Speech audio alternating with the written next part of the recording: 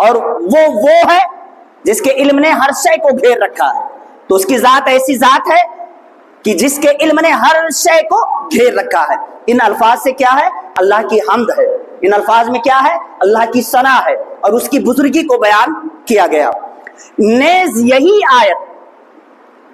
آیت حبیب خدا، رحمت عالم، نور مجسم، ہادی اکرم جناب احمد مصطفیٰ محمد مصطفیٰ ارواحنا فدا صلی اللہ تعالی علیہ وسلم کی نعت اور صفت کو بھی متضمن ہے. یہی الفاظ حضور کی نعت گوئی کے لیے بھی ہے اور انہی الفاظوں میں، انہی کلمات میں حضور کی جو صفت ہے اس کا بھی ذکر کیا گیا ہے. یعنی ایسا کہ اول اور آخر، ظاہر اور باطن اسماء صفات الہی ہیں. آپ نے اسماء حسنہ کے حوالے سے پڑھا ہوگا. وہاں پر جو اسماء حسنہ، جسے اسم اعظم بھی کہا جاتا ہے، اللہ کے اول آخر ظاہر باطن ہونے کے حوالے سے اسماء مبارکہ آپ نے پڑھا. تو ان اسماء اور صفات الہی ہیں. یہ تمام اسماء الہی اور صفات الہی ہیں. اسی طرح اول آخر اور ظاہر اور باطن حبیب خدا صلی اللہ علیہ وسلم کے اسماء اور صفات بھی ہیں. جیسے اول آخر ظاہر باطن یہ تمام اسماء اور صفات الہیہ ہیں، ایسے ہی یہ تمام حضور کے بھی اسماء اور صفات ہیں. کیونکہ حضور اقدس صلی اللہ علیہ وسلم کے اسماء و صفات الہی سے متخلق اور متصف ہے. اللہ کی جو صفت ہے انہی صفتوں کے ساتھ حضور کے اسماء بھی متصف ہیں، ملے ہوئے ہیں.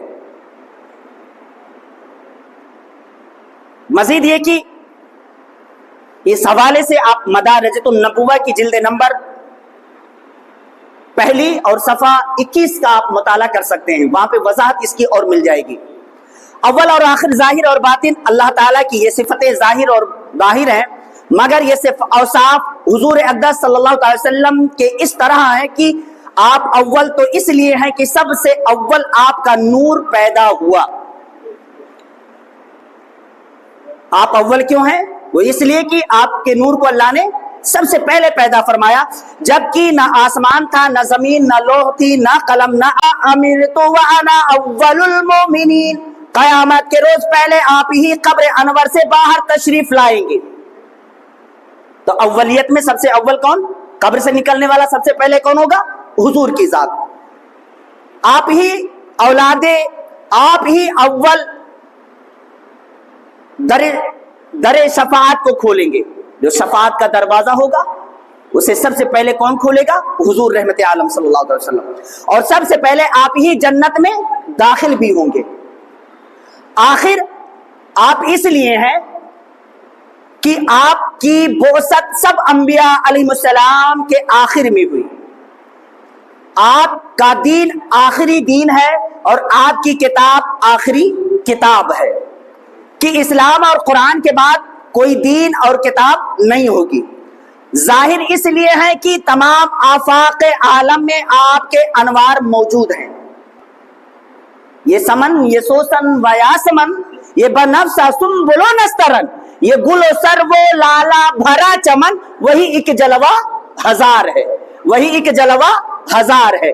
تو آپ ظاہر اس لیے ہیں. کیوں ہیں آپ ظاہر؟ ظاہر اس لیے ہے کہ تمام آفاق عالم میں آپ کے انوار موجود ہیں جن سے عالم روشن ہے. اور باطن و پوشیدہ اس لیے ہے، والظاہر والباطن، باطن اس لیے، پوشیدہ اس لیے ہے کہ آپ کی حقیقت نگاہ عالم سے پوشیدہ ہے. حضور کی ذات کیسی ہے اللہ ہی جانے. آپ کی حقیقت جو ہے وہ نگاہ عالم سے پوشیدہ ہے اور حقیقت محمدیہ کو اللہ تعالیٰ کے سوا کوئی جان نہیں سکتا.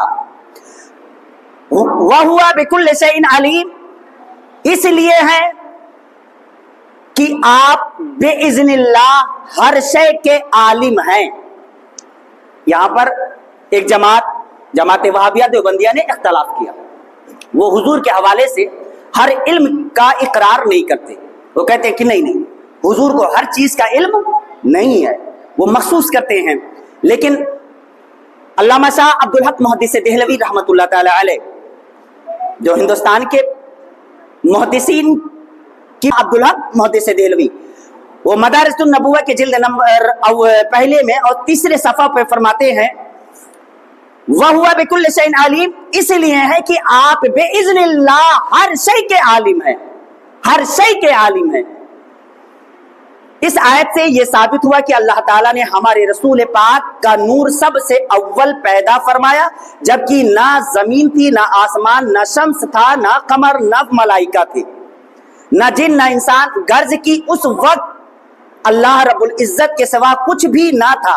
اب حدیث شریف کی طرف ہم چلیں۔ حدیث شریف میں ہمارے آقا دو جہاں رحمت عالم صلی اللہ تعالی وسلم کے الفاظ موجود ہیں، فرماتے ہیں اول ما خلق اللہ نوری، جانے جانا نے فرمایا سب سے پہلے اللہ تبارک و تعالیٰ نے میرے نور انور کو پیدا فرمایا۔ مدارس النبوہ کے جلد نمبر 2 میں صفحہ 1 پر، اور شہاب و ثاقب یہ مولوی حسین احمد دیوبندی کی لکھی کتاب ہے، انہوں نے بھی اس حدیث کو اپنی کتاب میں شہاب و ثاقب میں ذکر کیا۔ ایک اور حدیث پاک میں وارد ہوا کہ اول ما خلق اللہ القلم، یعنی اللہ تعالیٰ نے سب سے پہلے کسے پیدا کیا؟ قلم کو پیدا کیا۔ حدیث یہ بھی ہے اور حدیث وہ بھی ہے۔ اب دو حدیثیں ایک ہی مضمون پر ہیں تو آپ تطبیق کیسے دیں گے، کیسے سمجھیں گے؟ چونکہ اولیت میں دونوں ہیں، وہاں بھی ہے اول ما خلق اللہ نوری اور اس میں ہے اول ما خلق اللہ القلم، اللہ نے پہلے قلم کو پیدا کیا، اور وہاں حدیث میں اللہ نے سب سے پہلے میرے نور کو پیدا کیا۔ اولیت میں دونوں جملے آ رہے ہیں، تطبیق کیسے دیں گے آپ؟ مگر اس حدیث میں اولیت اضافی ہے، کس میں؟ اول ما خلق اللہ القلم میں، یہ اولیت کیا ہے؟ اضافی ہے۔ عرش اور پانی کے بعد، عرش اور پانی کے بعد اللہ تعالیٰ نے کسے پیدا کیا ہے؟ قلم کو پیدا کیا ہے۔ کسے پیدا کیا؟ قلم کو پیدا کیا۔ اور حضور انور کا نور والی جو یہ حدیث ہے اولیت حقیقی ہے، یعنی قلم کب بنا؟ عرش بن کے تیار ہو گیا اور پانی بن کے تیار ہوا، تب قلم کو پیدا کیا گیا، اور حضور کا نور ہر شے سے پہلے پیدا کیا گیا۔ تو یہ اولیت جو ہے وہ حقیقی ہے، اور قلم کی اولیت جو ہے وہ اضافی ہے۔ یہ گفتگو سمجھیں گے تو عقیدہ محفوظ رہے گا، یہ کلام سمجھ میں آئے گی تو آپ کا عقیدہ محفوظ رہے گا، ورنہ ایمان کے لٹیرے گلی گلی میں بھٹک رہے ہیں، جو ہے وہ سرگردہ ہیں، اس لیے کہ ایمان کسی طرح سے لوٹا جائے۔ انگریزوں نے ہمارے آبا کی دولتیں لوٹ کر کے لے گئے، اور ہمارے آبا اجداد کو غلام بنا کر کے گئے، یہ ہمارا عقیدہ لوٹنے کے لیے گلی گلی گھوم رہے ہیں، نگر نگر گھوم رہے ہیں۔ تبھی اعلیٰ حضرت نے ہمیں ہوشیار کر دیا، سونا جنگل رات اندھیری چھائی بدلی کالی ہے، سونے والوں جاگتے رہیو چوروں کی رکھوالی ہے، آنکھ سے کاجل صاحب چرا لے یا یہ وہ چور بھلا کے ہے، تیری گٹھری تاکی ہے اور تو نے نیند نکالی ہے۔ تو اولیت، قلم کی اولیت یہ اضافی اولیت ہے۔ عرش بننے کے بعد، پانی بننے کے بعد قلم کو پیدا کیا گیا، اور حضور کا نور اولیت حقیقی ہے۔ اللہ نے ہر شے سے پہلے نبی کے نور کو بنایا۔ گفتگو آگے آ رہی ہے۔ آقا دو جہاں صلی اللہ تعالی علیہ وسلم، بعض علماء نے ان حدیثوں کا جواب یہ دیا ہے کہ نور، عقل اور علم سب نور مصطفیٰ سے عبارت ہے۔ یہ علمی گفتگو ہے۔ حضرت ابو ہریرہ رضی اللہ تعالیٰ عنہ بیان کرتے ہیں کہ صحابہ کرام نے عرض کیا، یا رسول اللہ متا وجبت لک النبوۃ قال وآدم بین الروح والجسد۔ صحابہ نے پوچھ لیا تھا رسول اللہ سے، یا رسول اللہ میرے ماں باپ پر قربان، حضور آپ بتائیں حضور کے لیے نبوت کب سے ثابت ہے؟ حضور کے لیے نبوت کب سے ثابت ہے؟ فرمایا جس وقت آدم علیہ السلام ابھی روح اور جسم کے درمیان تھے۔ آدم علیہ السلام روح اور جسم کے درمیان تھے، یعنی ابھی تک آپ کی روح کا تعلق آپ کے جسم کے ساتھ نہیں ہوا تھا، اس وقت میں نبی تھا، اس وقت میں نبی تھا۔ اب حضور تھے نہیں تو پھر نبوت ہے نا، یہ مسئلہ۔ یعنی ثابت ہوا کہ نبی اکرم صلی اللہ علیہ وسلم کے نور کی تخلیق آدم علیہ السلام سے قبل ہے اور آپ حضرت آدم سے پہلے نبی بن چکے تھے۔ حضرت ارباز بن ساریہ رضی اللہ تعالی عنہ بیان کرتے ہیں کہ حضور اقدس صلی اللہ علیہ وسلم نے فرمایا انی عند اللہ مکتوب خاتم النبیین وان آدم لمنجدل فی تینہ وساخرکم باول امری دعوت ابراہیم وبشارت عیسیٰ ورویا امی التی لات حین وصنعت وزعتنی وقد خرج منا نور اضاءت لها منه قصور الشام۔ شرح سنہ مشکات صفحہ 513۔ میں اللہ تعالیٰ کے یہاں اس وقت خاتم النبیین لکھا جا چکا تھا جبکہ آدم علیہ السلام ابھی گوندھی ہوئی مٹی میں پڑے ہوئے تھے۔ آدم علیہ السلام ابھی گوندھی ہوئی مٹی میں پڑے ہوئے تھے۔ میں ابھی اپنے امر کا اول بیان کرتا ہوں کہ حضرت ابراہیم علیہ السلام کی دعا ہوں، حضرت عیسیٰ علیہ السلام کی بشارت ہوں، اور اپنی اماں جان کا وہ خواب آنکھ سے دیکھتا ہوں جس کو انہوں نے میری ولادت کے وقت دیکھا۔ کیا دیکھا؟ بالیقین اس وقت ایک نور نکلا جس سے میری اماں جان کے سامنے شام کے محلات روشن ہو گئے۔ سبحان اللہ۔ ایک اور حدیث اسی حوالے سے، جب حضرت مجاعت النبوت میں علامہ شاہ عبد الحق محدث دہلوی نے ذکر کیا دوسری جلد میں، کنت نبیا و آدم بین الروح والجسد، میں اس وقت نبی تھا جبکہ آدم علیہ السلام ابھی روح اور جسم کے درمیان تھے۔ حضرت علی بن حسین رضی اللہ تعالی عنہ بیان کرتے ہیں کہ حضور اقدس صلی اللہ علیہ وسلم نے فرمایا کنت نورا بین یدیہ ربی قبل خلق آدم ب14,000 عام۔ انوار محمدیہ من مواہب لدنیا صفحہ 3 پر یہ حدیث موجود۔ میں اپنے رب کے یہاں آدم علیہ السلام کی پیدائش سے 14,000 سال قبل نور تھا۔ سبحان اللہ۔ کتنے سال پہلے؟ 14,000 سال پہلے۔ کس کے؟ آدم علیہ السلام کی تخلیق سے 14,000 سال پہلے کیا تھا؟ نبی تھا۔ یعنی میرا نور آدم علیہ السلام کی پیدائش سے بہت قبل ہے۔ سبحان اللہ۔ آدم علیہ السلام کی پیدائش سے بہت قبل ہے۔ ایک حدیث اور لے لیں۔